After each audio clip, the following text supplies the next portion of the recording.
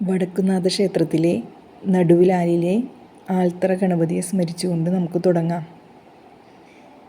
വടക്കുംനാഥനെ അറിയാത്തവർ ഈ മലയാളക്കരയിലുണ്ടെന്ന് എനിക്ക് തോന്നുന്നില്ല. ഞങ്ങൾ തൃശ്ശൂർക്കാരുടെ പിതൃസ്ഥാനീയനാണ് വടക്കുംനാഥൻ, അതായത് നമ്മുടെ എല്ലാം അച്ഛൻ.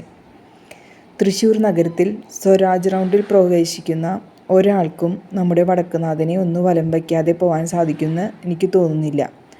എന്താണ് വടക്കുംനാഥ ക്ഷേത്രത്തിന് ഇത്ര പ്രത്യേകത?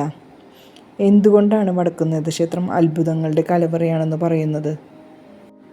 പരശുരാമ പ്രതിഷ്ഠിതമായ 108 ശിവാലയത്തിൽ ഒന്നാം സ്ഥാനം അലങ്കരിക്കുന്നത് നമ്മുടെ വടക്കുംനാഥ ക്ഷേത്രമാണ്.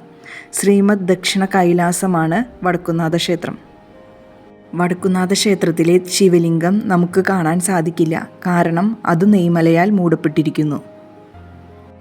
വടക്കുംനാഥ ക്ഷേത്രത്തിലെ പ്രധാന അത്ഭുതമാണ് ഈ നെയ്മല. വടക്കുംനാഥ ശ്രീകോവിലിൽ വർഷങ്ങളായി നെയ്യ് അഭിഷേകം ചെയ്തതിൻ്റെ ഫലമായി നെയ്യും ഇളനീരും കൂടി ചേർന്ന് ഭീമാകാരമായ ഒരു മല നിർമ്മിക്കപ്പെട്ടിരിക്കുന്നു. ഇതാണ് പ്രസിദ്ധമായ നെയ്മല. ഭഗവാന്റെ വാസസ്ഥാനമായ കൈലാസപർവ്വതത്തെ പ്രതിനിധീകരിക്കുന്നതാണ് നെയ്മല എന്ന് വിശ്വസിക്കപ്പെടുന്നു. നെയ്മലയ്ക്ക് ഏകദേശം 9 അടി ഉയരവും 25 അടി ചുറ്റളവും കാണും. ഇതിലാണ് ചന്ദ്രക്കല അടക്കമുള്ള അലങ്കാരങ്ങളും അഭിഷേകങ്ങളും നടത്തിവരുന്നത്. ഒരുപാട് നെയ്യ് ശ്രീകോവിലിൽ അടിഞ്ഞുകൂടിയിട്ടും ഇവിടെ ഉറുമ്പുകൾ കുമിഞ്ഞുകൂടില്ല എന്നത് ശ്രദ്ധേയമാണ്. കൂടാതെ അകത്ത് കൊളുത്തിവെച്ച ദീപങ്ങളുടെയും പുറത്തെ അന്തരീക്ഷത്തിലെയും കൊടും ചൂടിൽ പോലും ഇത് ഉരുകുന്നില്ല എന്നതും ഒരു പ്രതിഭാസമാണ്. നെയ്യിന് ദുർഗന്ധം ഇല്ല എന്നതും ശ്രദ്ധേയമാണ്. അങ്ങനെ വിശ്വപ്രകൃതിയുടെ മൂലഭാവത്തെ മുഴുവൻ ആവാഹിച്ചുകൊണ്ട് ശ്രീ വടക്കുംനാഥൻ ശ്രീലകത്ത് വാഴുന്നു. എത്ര വലിയ വിഷമമുണ്ടെങ്കിലും മഹാദേവൻ്റെ മുന്നിലെത്തി പ്രാർത്ഥിക്കുമ്പോൾ ലഭിക്കുന്ന ശാന്തിയും സമാധാനവും ഈ ലോകത്ത് എവിടെ പോയാലും നമുക്ക് ലഭിക്കില്ല. വടക്കുംനാഥ ക്ഷേത്രത്തിലെ മറ്റൊരു അത്ഭുതമാണ് കലിശില. പടിഞ്ഞാറേ ഗോപുരത്തിലൂടെ അകത്ത് കടന്നാൽ ആദ്യം കാണുന്ന ശിലയാണ് കലിശില. കലിശില ദിവസവും വലുതായിക്കൊണ്ടിരിക്കുകയാണ്. അത് ഗോപുരത്തോളം ഉയരം വെച്ചാൽ ലോകാവസാനമാണെന്ന് കരുതപ്പെടുന്നു. കേരളത്തിൻ്റെ വാസ്തുവിദ്യാ ശൈലിയുടെ ഒരു ഉത്തമ ഉദാഹരണമാണ് ഈ ക്ഷേത്രം. ക്ഷേത്രത്തിൻ്റെ 4 വശത്തും 4 പ്രൗഢഗംഭീരമായ ഗോപുരങ്ങളാണുള്ളത്.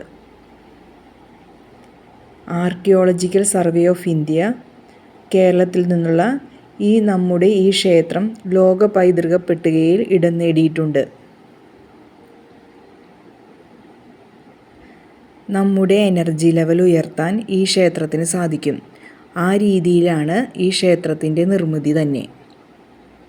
350 അധികം വർഷം പഴക്കമുള്ള അപൂർവ ചുമർ ചിത്രങ്ങൾ ഇവിടെയുണ്ട്. ലോകത്തിലെ ഏക വാസുകി ശയന ശിവൻ, നൃത്തനാഥൻ, അതായത് 20 കൈകളുള്ള നടരാജൻ ഇവിടെയുണ്ട്. എന്നും അവിടെ വിളക്ക് വയ്ക്കും. ഗംഭീരമായ ആനപ്പള്ള മതിലാണ് ക്ഷേത്രത്തിനു ചുറ്റും പണിതത്. ഇത്രയും വലിയ മതിലകം കേരളത്തിലെ ഒരു ക്ഷേത്രത്തിനുമില്ല. കേരളത്തിലെ ഏറ്റവും വലിയ നാലമ്പലം ഇവിടെയാണ്. കേരളത്തിലെ ഏറ്റവും വലിയ ലക്ഷണമൊത്ത കൂത്തമ്പലവും ഇവിടെയാണ്. ടിപ്പു സുൽത്താൻ്റെ പടയോട്ട കാലത്ത് വടക്കുംനാഥ ക്ഷേത്രത്തിന് കാര്യമായ നഷ്ടമൊന്നും സംഭവിച്ചിട്ടില്ല, നശിപ്പിക്കാനായിട്ടുമില്ല. പരശുരാമൻ്റെ അഭ്യർത്ഥന പ്രകാരം കേരളക്കരയെ അനുഗ്രഹിക്കാൻ മഹാദേവൻ തൻ്റെ സാന്നിധ്യം പ്രകടിപ്പിച്ച സ്ഥലമാണ് വടക്കുംനാഥ ക്ഷേത്രം. അതുകൊണ്ട് തന്നെ ഭക്തൻ്റെ മനസ്സ് ശുദ്ധമാവുകയും വിശ്വാസം നിഷ്കളങ്കമാവുകയും ചെയ്താൽ മഹാദേവൻ്റെ അനുഗ്രഹം ഉറപ്പായ കാര്യമാണ്.